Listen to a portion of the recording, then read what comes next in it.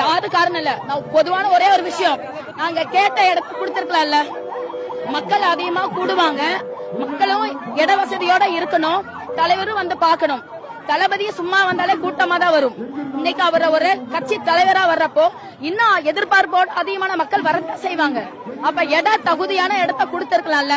மற்ற கட்சிகள்ல நீங்க எல்லா இடத்துக்கு எவ்வளவு பெரிய இடத்த கொடுக்கறீங்க. அப்ப தமிழக வெற்றி கழகத்துக்கு இடம் கொடுத்திருக்கலாமே, ஏன் கொடுக்க மாட்டேங்கிறீங்க? சென்னை ஹைகோர்ட்லயே எல்லா கட்சிக்குமே ஒரே மாதிரியான அனுமதி தான் கொடுக்கணும்னு சொன்னாங்க. ஆனா ஏன் தமிழக வெற்றி கழகத்துக்கு கூட கொடுக்க மாட்டேங்கிறீங்க? இன்னைக்கு எவ்வளவு ஆம்புலன்ஸ் போகுது. நாளைக்கு நியூஸ்ல என்ன பண்ணுவீங்க? விஜய் வந்தாரு, அவர் பாட்டு பேசிட்டு போயிட்டாரு, அவரை பார்க்க வந்தனால மக்கள் எத்தனை பேர் அவதிக்குட்டாங்க, அதெல்லாம் ஒரு கண்ணுக்கு தெரியுமான்னு கேட்பாங்க.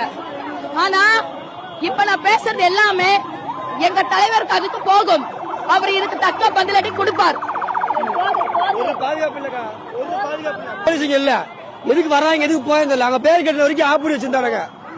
தலைவர் வந்ததுக்கு எப்படி பேர் கேட்க எப்படி ஆளு சொல்ல வந்துச்சு. எல்லாருமே அத்தனை உள்ள வரானுங்க. ஒரு ஆம்புலன்ஸுக்கு அப்புறம் எல்லாமே பிரச்சனை ஆயிடுச்சு. எல்லாமே ஒரு நிச்சயம் உள்ள ஒரு ஆம்புலன்ஸ் உள்ள இல்ல. என்ன பண்றானுங்க ஒருத்தனும்? போலீஸ் இருந்து ஒரு பாதுகாப்பு கொடுக்க முடிஞ்சு எத்தனை குழந்தைங்க உயிர் போயிடுச்சு தெரியுமா? எத்தனை பேர் மயக்க மாட்டாங்க. தண்ணி கூட கொடுக்க முடியல. எதுக்கு அப்படி மீட்டிங் திறந்து எதுக்கு கொடுத்தீங்க முதல்ல?